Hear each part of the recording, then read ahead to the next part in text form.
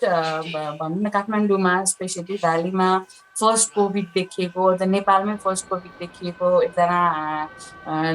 Lady हुनुहुन्थ्यो मलाई चाहिँ पर्सनली फिल भएको चाहिँ ड्युरिङ लकडाउन हामी काम गर्न जाँदा चाहिँ we were relatively safer than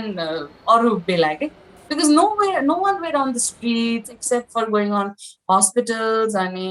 लासहरू भएको ठाउँतिर जानुभन्दा बाहेक त हामीलाई त्यस्तो थिएन क्या डर सो काइन्ड अफ समवेयर काहीँ चाहिँ फियर हामीलाई अझै पनि थियो कि ल कोभिड लाग्यो भने चाहिँ राम्रोसँग केयर गर्न सक्छ चाहिँ अनलक्की भयो भने पनि वी माइट डाई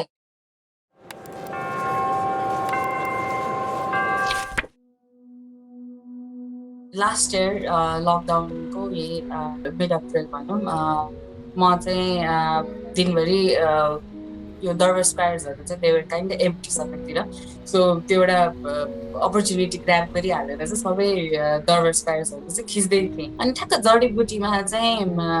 आई स बन्च अफ पिपल जसले चाहिँ टाउकोमा भारी बोकेर गरेर हिँडिरहनु भएको थियो होइन अलि अगाडि गइसकेपछि उहाँहरू चाहिँ दे टुक अ रेस्ट के एकछिन बस्नुभयो अनि आई स सो मेनी अफ देम भनौँ न अब to be exact there were 15 of them normally चाहिँ हामी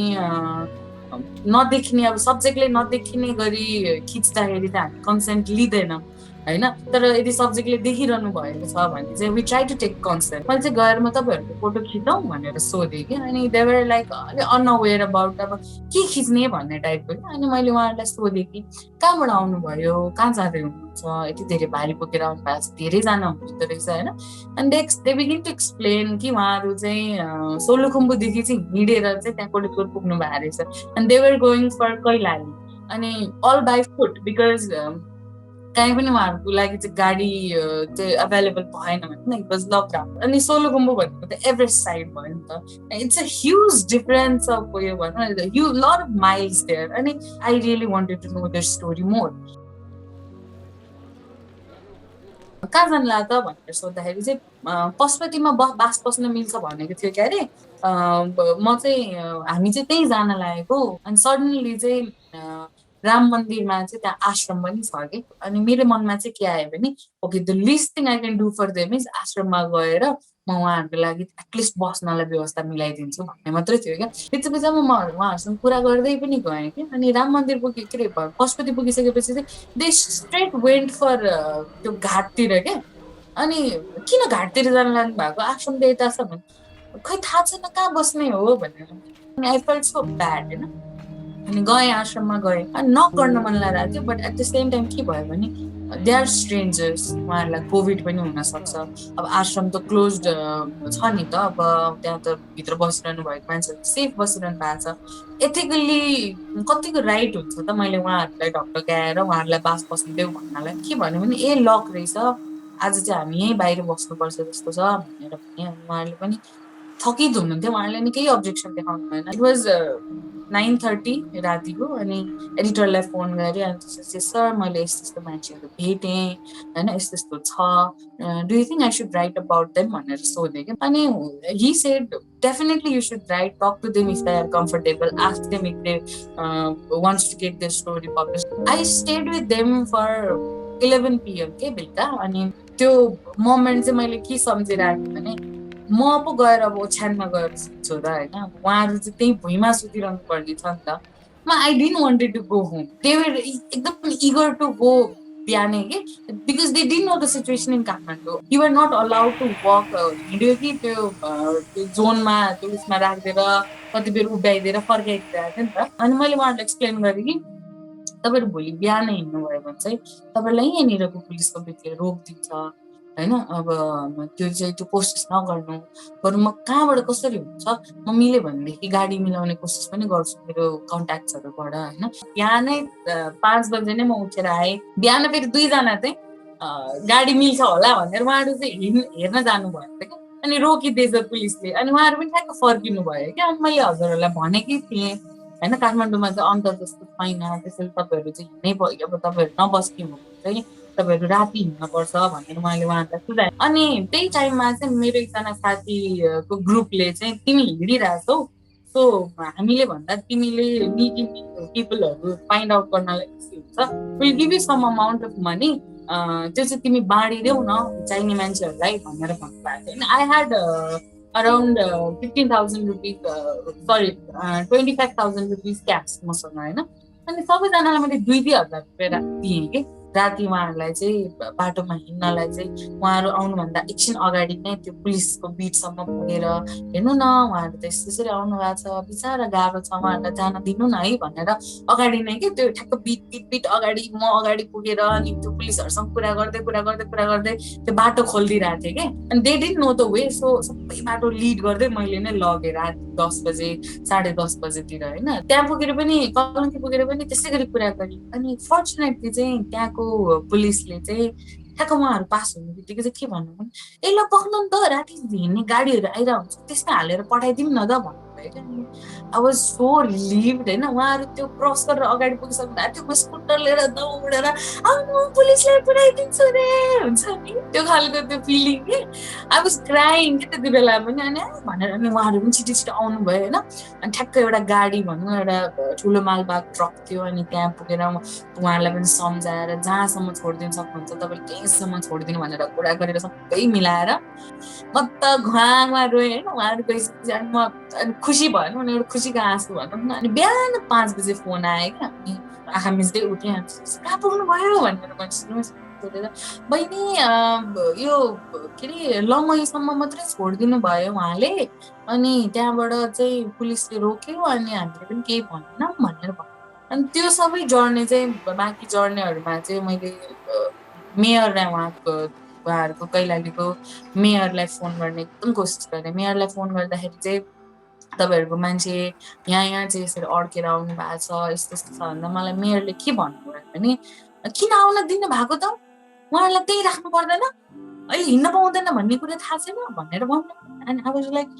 तपाईँको क्षेत्रको मान्छे हो, तपाईँलाई भोट हालेको मान्छे हो, how can you say that होइन, सक्दिनँ भन्नु न बरु होइन, किन आउन दिनु पर्यो भन्ने त मेरो बसको कुरा होइन नि त। अनि पछि उहाँहरू घर पुग्ने बेलामा चाहिँ मेयरले थाहा पाएर उहाँहरूले गाडी पठाइदिनु भयो अरे कि, ट्रक पठाइदिनु भयो अरे कि घरसम्म पुग्नलाई चाहिँ मेबी अराउन्ड 5 to 10 किलोमिटर्सको बाटोको लागि चाहिँ। म चाहिँ फर्स्ट पर्सन भएर भन्दा पनि उहाँहरूको ठाउँबाट चाहिँ मैले स्टोरी लेखेँ कि। सो त्यो होल स्टोरी पब्लिस हुने बेलामा त्यो कमेन्ट्सहरू हेर्दाखेरि चाहिँ यत्रो लेखुन्जेल पत्रकारले के गरेन भन्ने क्वेसन्सहरू पनि धेरै थियो कि। I wanted to clarify them but अनि at the same time why should I, because मैले के गरेँ त मलाई थाहा छ र उहाँहरूलाई थाहा छ। मैले त्यो सबै चिज त्यो सबै ब्लेसिङ्सहरू चाहिँ कहिले पाएँ भन्दाखेरि जब उहाँहरू घर पुग्नुभयो, उहाँहरूको इच एन्ड एभ्री फ्यामिली मेम्बर्सले you won't believe all of theirs family member called me अनि टोल्ड मी कि तिमीले यस्तो गर्यौ, तिमी हाम्रो लागि भगवान रहेछौ यस्तो। एभ्री डे आई क्राइड कि। एभ्री डे उहाँहरूको फोन आउँदा चाहिँ मेरो आँखामा आँसु हुन्थ्यो कि।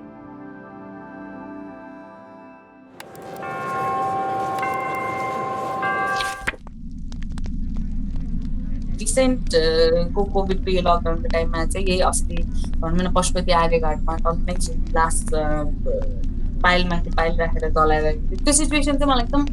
भनौँ न एकदम डर लागिरहेको थियो कि। डर आएछ कस्तो भने त्यो खालको सिचुएसन चाहिँ हामीले कहिले पनि पहिला देखेको थिएन होइन। अनि त्यो फोटो खिच्न जाँदाखेरि चाहिँ मन चाहिँ यति ढुकढुक गरिरहेको थियो होइन। त्यो खिच्दै गर्दाखेरि चाहिँ त्यो साइडमा उहाँहरू उहाँको परिवारहरू बसिरहनु भएको, लास्ट जल्नको लागि पुरेर बसिरहनु भएको सिचुएसन्सहरू पनि एकदमै भनौँ न इमोसनल्ली ड्रेन्चै हुने खालको थियो। अनि कति पिक्चर्सहरू चाहिँ भनौँ न सोसियल मिडियामा राख्ने कि नराख्ने भन्ने डिबेट पनि भइरहेको टाइममा चाहिँ I chose not to keep them on social media, my personal social media, त्यो लास्ट जलाइराख्दाखेरि चाहिँ there was this one moment कि जो मान्छेहरू चाहिँ त्यो एस पुरिरहनु भएको थियो, लास्ट अब क्रिमेट गरिसकेको एस पुरिरहनु भएको थियो, अनि त्यही टाइममा एउटा लास्ट चाहिँ अलिकति जलिरहेको थिएन क्या, आई वाज राइट थियो। अनि त्यो मान्छेले चाहिँ आएर यस्तो यस्तो भोज्नु भयो त्यो लास्टलाई भनौँ न होइन, त्यो लास्टलाई भोजेर अनि he started scolding them, cursing that body, के like few deep words and कस्तो नजलेको यो मरेर पनि दुःख दिएको हुन्छ नि त्यो खालको भन्नुभयो क्या। आई वाज लाइक हे भगवान्, मरेर पनि मान्छेलाई चाहिँ एउटा त्यो छैन कि एउटा रेस्पेक्ट एन्ड अल, अब भनौँ न मान्छेले जिउँदो हुँदा कमाएको रेस्पेक्ट त त्यो मर्दाखेरि यदि टाइममा जलिएन भने पनि त्यो त नपाइँदो रहेछ होइन। यस्तो म त आई कुडन्ट कन्ट्रोल माइसेल्फ, म खिच्दिनँ बा म खिच्दिनँ भनेर म घर हिँडेको कि त्यहाँबाट।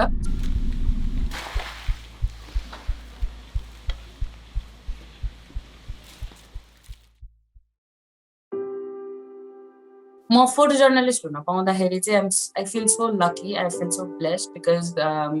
My pictures my videos are what people see, अनि के भइरहेछ भनेर they get informed. That's so good feeling when your picture makes a difference on something or somebody or anything भनौँ न, त्यो मोमेन्ट चाहिँ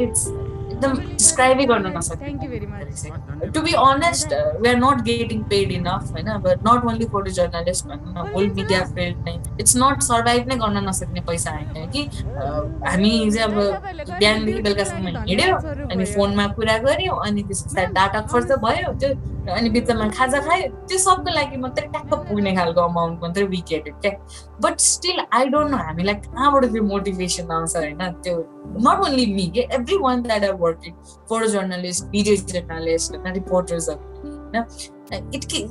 त्यो एउटा भित्रबाट हुँदो रहेछ कि यो कामले चाहिँ इट गिभ्स मी सेटिस्फ्याक्सन भन्नु।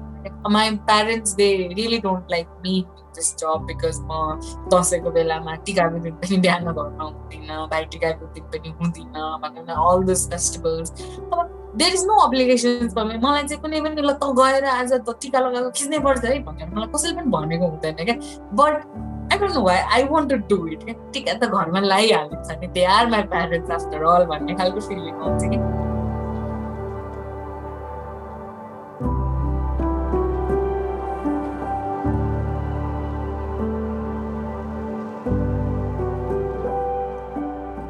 सबभन्दा ठुलो कुरा फ्यामिली इम्पोर्टेन्ट छ कि त्यो बाहिर जानु इम्पोर्टेन्ट छ भन्ने कुरा चाहिँ एकदम रियलाइज गरेर सबैजनाले त्यो सकेसम्म आफू चाहिँ